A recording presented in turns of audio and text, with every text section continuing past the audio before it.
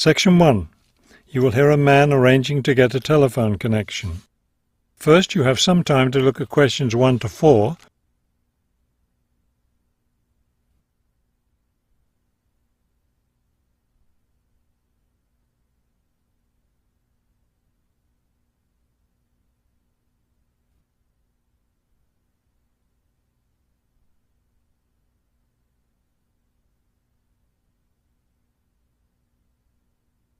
You will see that there is an example that has been done for you. On this occasion only, the conversation relating to this will be played first. This is the ClearPoint Telephone Company Customer Service Office. My name is Ms. Jones. How may I help you? Yes, I'm moving and I'd like to arrange to have a phone line installed. The woman answers the phone. This is the ClearPoint Telephone Company Customer Service Office. So the words telephone company have been written at the top of the form. Now we shall begin. You should answer the questions as you listen, because you will not hear the recording a second time. Listen carefully and answer questions 1 to 4. This is the ClearPoint Telephone Company Customer Service Office. My name is Ms. Jones. How may I help you? Yes, I'm moving and I'd like to arrange to have a phone line installed. Of course. Let me get some information from you first. May I have your name, please? It's Kramer, Harold Kramer. And would you spell your last name for me, please? Kramer. M-E-R. Got it. Okay. Could I have the address where you'd like to have the telephone connected? That would be number 58, Fulton Avenue, apartment 12. Is that a business or a residence? A residence. It's my new home address. Then the type of phone service you want is residential, not business? Yes, it's for my home. All right, fine. Now, let me get your employment information. Who is your current employer? I work at the Wrightsville Medical Group. Then your occupation is doctor? No, I work for the doctors. I'm the office manager.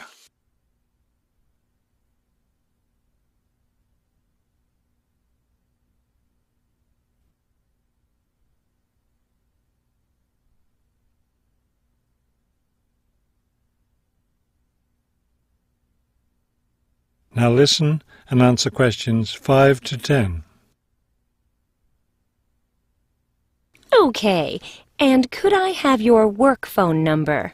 It's 637-555-9014. 9014, great. Just one more thing. I need to know how long you've been at your current job. I've been working there for quite a while now. Let me see. 9, that's right, 9 years. Okay, good.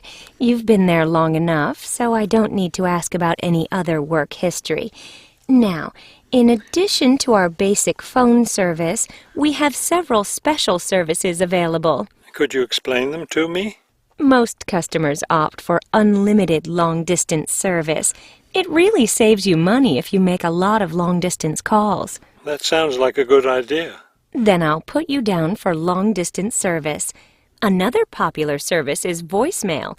Voicemail takes all your messages electronically, and all it takes is one simple phone call to retrieve them. Voicemail. No, I don't think so. I have an answering machine to take my messages. It's old, but it still works fine. We also provide internet service if you're interested in that. I am. Please put me down for internet as well as phone service. Right. Okay, I think we're almost finished. I just need to schedule a time for the technician to go to your apartment and do the installation. Let me see. What about next Tuesday? Would that work for you? No, not Tuesday. I'll be at a conference all day. Wednesday would work, though. I'm afraid I won't have any technicians in your area on Wednesday. I could send someone on Friday. That would be fine. What time of day works best for you, morning or afternoon? Morning would be best. All right, then. It's on the schedule. Do you have any questions? No, I don't think so. Thank you for calling ClearPoint. That is the end of Section 1. You now have half a minute to check your answers.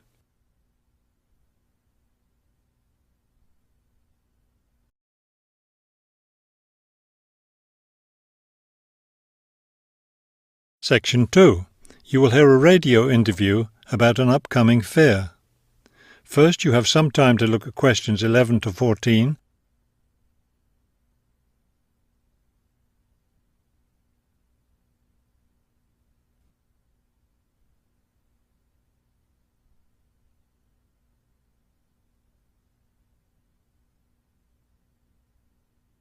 As you listen to the first part of the talk, answer questions 11 to 14. Good afternoon and welcome to City Hour, the radio show that brings you all the latest information about events in and around our city. Today we have with us Cynthia Smith, who is heading up this year's City Fair. Cynthia, would you start by giving us some of the basic information about the fair? Where will it take place this year? I'm glad you asked that question because I know most people will be expecting the fair to be at the fairgrounds as usual, but we've had to change the location this year due to some construction work.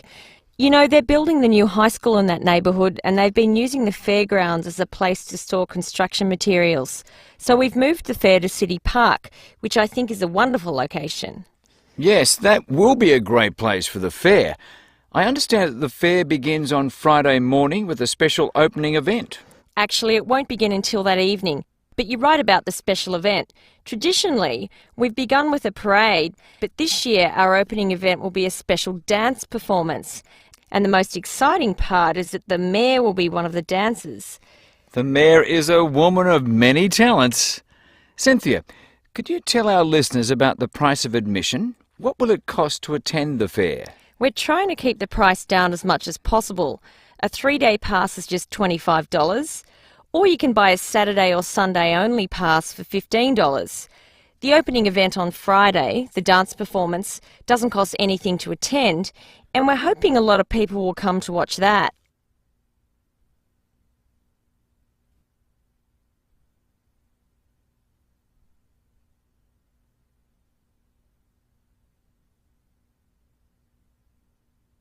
Now listen and answer questions 15 to 20. Could you tell us about some of the events planned for Saturday and Sunday, the main days of the fair? We have a lot of exciting things planned. There are a number of events especially for children, including a clown show on Saturday afternoon. On Saturday evening, we've got an event that can be enjoyed by the whole family, a concert by the lake. I'm sure that will be a popular event. Is there anything special planned for Sunday? Yes, a really fun event, and we hope a lot of people will participate. There'll be a singing contest in the afternoon. It's open to everyone at no charge. It doesn't matter whether you're an experienced singer or not. If you've always dreamed of singing on stage, this is your chance. That sounds like a lot of fun. I think it will be. I'd also like your listeners to know that besides the special events I've mentioned, there will be things taking place all weekend. For example, at the food court, international food will be served. You'll be able to sample dishes from all around the world. There will also be special games for children at different locations around the fair. Will there be things people can buy, souvenirs, anything like that? We have a large area set aside where there will be crafts for sale. This will be an opportunity to buy many lovely handmade things and to get to know some of our local artists and craftspeople as well. It sounds like there will be a lot of fun for everyone at this year's fair. Thank you for sharing the information with us, Cynthia. Thank you for inviting me. That is the end of section 2. You now have half a minute to check your answers.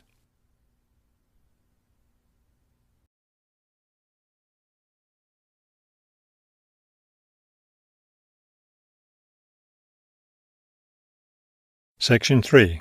You will hear a conversation between a prospective student and a university advisor about applying to enter the university.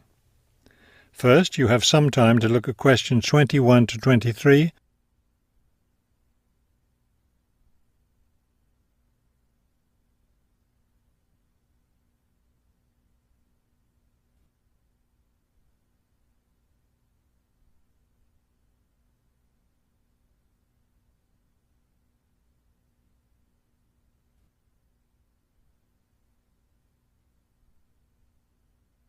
As you listen to the first part of the conversation, answer questions 21 to 23. I'm interested in entering your business administration program, and I'd like some information on how to apply. I'm a little concerned because I've been out of school for a number of years. That could actually work to your advantage. It's possible to get academic credit for work experience if that experience is related to courses in our program. I've been working in business for several years. How would I get academic credit for that? First, you'll need to read the university catalogue to see if any of the course descriptions match your specific job experience. For example, if you've worked in accounting, you may be able to get credit for an accounting course. So then what would I do? You would write a summary of your work experience, relating it to specific courses we offer. Submit that to the admissions office with a letter from your work supervisor confirming your experience.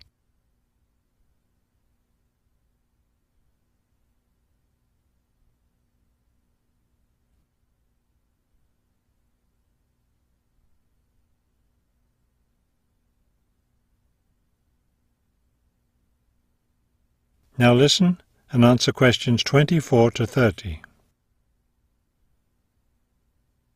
Would I submit those things at the same time that I apply for admission? That would be the best idea. Have you seen a copy of our university catalogue? Not the most recent one. I have a copy from last year. You'll need to look at the latest one. Unfortunately, I've run out of copies, but you can get one from the library for now, and I'll send you your own copy as soon as I have more available. Thank you. How does the admissions process work? Well, first you'll need to get an application for admission. Those are available in the admissions office. The application form contains all the instructions you'll need. That sounds simple enough. Of course, you'll need to make sure you meet all the admissions requirements. How can I know what those are? We have copies of the requirements lists for all university programs here in the Counseling Centre. I'll give you one before you leave today. Will I need to get recommendations from my employer or former teachers? Oh, yes, you will. The recommendation forms are available in the admissions office. Now, I don't know if you'll also be applying for a part-time job through the university work-study program. I'm considering that. How can I find out what kinds of jobs are offered? You can access the job listings from the computers in the library. Are you planning to study full-time or part-time? I want to be a full-time student. Good. Then you'll qualify for the work-study program. Part-time students aren't eligible. As a full-time student, would I be eligible for a free bus pass? No, unfortunately, we don't have those available for any of our students. However, you can apply for financial assistance to help pay for your books or for your tuition. I'd like to look into that. Do I apply for that at the admissions office? No, that's through us. You'll need to make an appointment with a counsellor. That is the end of section 3. You now have half a minute to check your answers.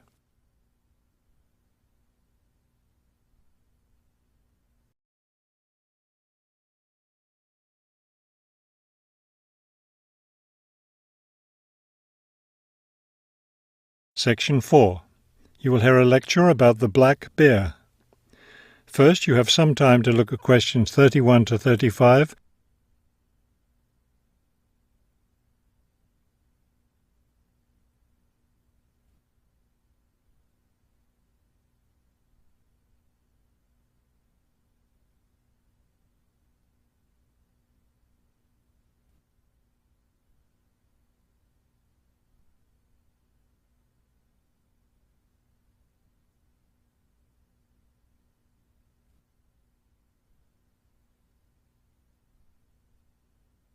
Now listen carefully and answer questions 31 to 35. The black bear, or Ursus americanus, has a wide range inhabiting forested areas of North America, including Canada, the United States, and parts of northern Mexico. Black bears are omnivores, getting their nutrition from a wide variety of plants and animals. The particular foods any one bear eats depends on what's available in the area where that bear lives, as well as on the season of the year. Generally speaking, plant foods make up 90% of the bear's diet. The rest of its meals consist of animal foods, such as insects and fish. Bears have a relatively long gestation period. Mating takes place in the spring or early summer, but bear cubs aren't born until the following winter. Usually, 2 cubs are born at a time, although some litters may have as many as 5 cubs. Bear cubs are dependent on their mother and may stay with her for close to 2 years. Wild black bears can live as long as 25 years. They've lived for as long as 30 years or more in captivity.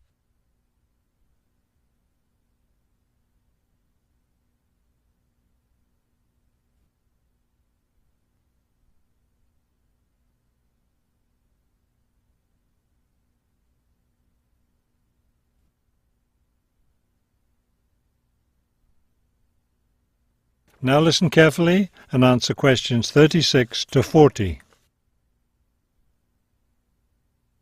Much of the black bear's range coincides with the range of its close cousin, the grizzly bear. Although these bears are somewhat similar in appearance and habits, it isn't difficult to tell the difference between them. Colour isn't necessarily a distinguishing characteristic, as both species of bears occur in a range of colours from almost blonde to dark brown or black. Many black bears, however, have a patch of fur on their chests that's lighter in colour than the rest of their fur. Grizzly bears don't have this patch. Size isn't always a distinguishing feature either, although grizzly bears are usually heavier with an average weight of 225 kilos. Black bears average 140 kilos in weight. Grizzly bears spend time digging in the ground for roots and tubers that make up part of their diet. The large muscles they need for this give them a distinct shoulder hump. This hump is absent in black bears, which don't do the same kind of digging. The shape of the face and ears is also different in each species of bear. Grizzly bears have a depression between the eyes and nose, and short, round ears. Black bears, on the other hand, have a straighter profile and longer, more pointed ears. Grizzly bears are known for their fearsome, long, sharp claws. Black bears have shorter claws, which are better suited for climbing trees. That is the end of section 4. You now have half a minute to check your answers.